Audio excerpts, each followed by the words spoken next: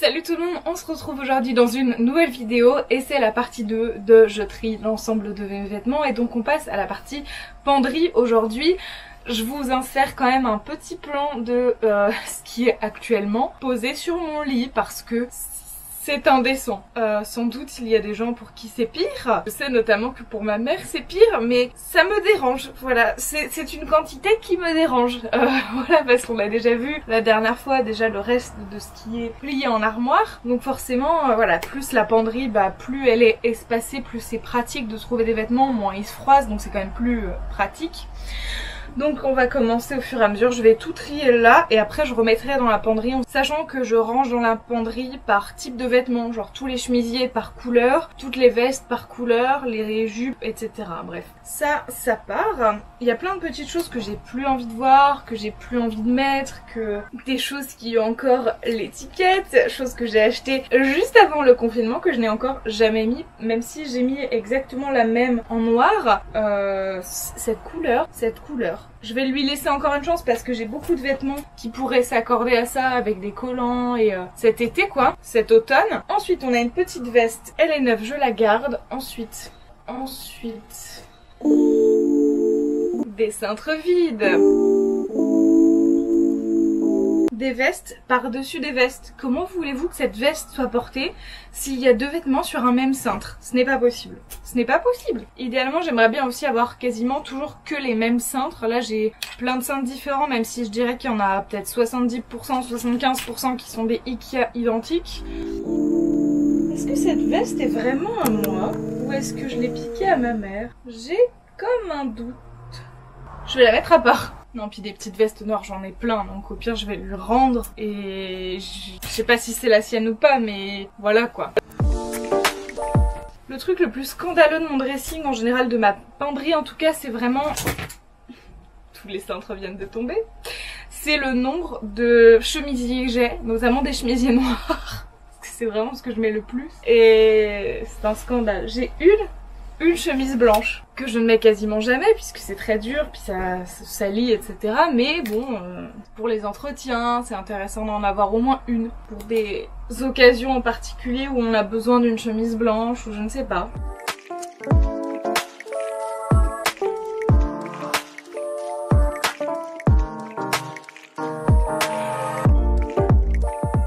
Souvent vous allez me voir faire la moue étrangement en train de regarder un vêtement, le mettre à côté de ma tête, regarder le retour pour voir si genre visuellement je trouve ça ok ou pas en fait avec mon style, etc. Clairement c'est un oui, il faudrait littéralement que cette chemise soit repassée. La pauvre mérite un repassage, j'ai dû la mettre littéralement une ou deux fois parce qu'il faut la repasser. Et j'ai un défroisseur que je pourrais la mettre, mais après bon voilà, on est en plein été encore. J'ai 20 000 chemisiers parce que ma saison préférée c'est l'automne, c'est l'hiver et j'aime les chemisiers. Donc voilà, décidément...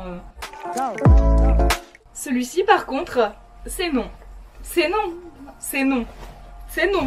Je l'ai mis avant le confinement pour aller en boîte et c'est vraiment... Il y a des jours où on ne sait pas s'habiller. Il y a des jours où on est en mode j'essaye 20 tenues, il n'y en a aucune qui me convient. Et tant pis, voilà. À un moment c'est l'heure de partir, donc tant pis, on essaie de prendre le truc le plus confortable. Et j'avais cette chemise et je n'aime pas ce qu'elle rend sur les photos. Je n'aime pas... Non. Voilà, non. Ah bah j'ai la même chemise que la blanche mais en noir, voilà, pour les entretiens. Toujours pareil, les trucs un peu formels, on va dire. J'ai beaucoup de vêtements que j'aime dans ma garde-robe et auxquels je ne laisse pas une chance. Et je finis toujours par mettre les mêmes trucs informes ou pas ouf. Ou alors il y a quelques trucs dans lesquels je me sens ouf et dans ces cas-là je les remets à H24 et je n'avance pas. On a ensuite une chemise Zara avec étiquette que j'ai achetée d'occasion. C'est normal, je crois qu'elle m'avait bugué à cause des manches extrêmement amples. Mais je l'ai pas encore portée donc on va lui laisser une chance cet automne. Un autre truc avec étiquette, ah non, ça à ma décharge, ça c'est neuf, je l'ai reçu juste avant de partir en vacances. Ça c'est normal. Ensuite un chemisier que j'aime beaucoup mais qui est un peu serré de mémoire. Est-ce que je le garde? Croyons. On va dire que oui. Pareil, un énième chemisier noir, 45 autres chemisiers noirs. Mon chemisier noir préféré de chez Zara, qui est un peu crop, fluide comme ceci, vraiment mon best de toute ma garde-robe. autre passion dans ma vie, les blazers. Voilà, je les garde parce que pour être prof, je trouve ça très marrant d'avoir une collection de petits blazers à carreaux ou des choses comme ça, très chic professeur quoi. Ma dernière acquisition en termes de blazer, très belle, très classe. Vraiment une matière ouf, je la trouve très belle, mais qui ne se lave pas. Il faut la porter au pressing forcément. Formidable. Je vais enlever les débardeurs souples de cintre parce que je ne les vois pas en fait. Je ne cherche que des chemisiers ou des vestes dans ma penderie. Donc vraiment, même si c'est des tissus fins qui sont compliqués à plier, je vais quand même les plier parce que c'est pas possible. De les oublier indéfiniment...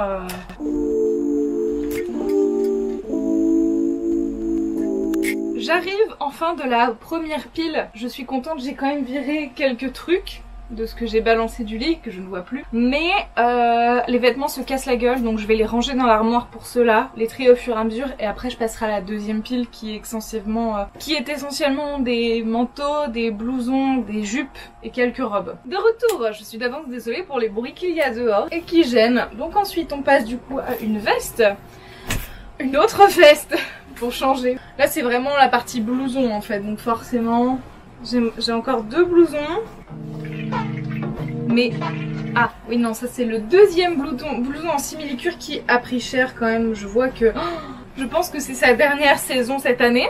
Ensuite j'ai ma veste, celle-là c'est une veste qui est un peu défoncée mais genre je la garde pour le vélo. Ensuite une autre veste du groupe Les Insus. Ensuite j'ai ma grande veste Serpentard. J'ai une veste en jean que j'avais customisée et que je ne vais pas garder, voilà, tout simplement.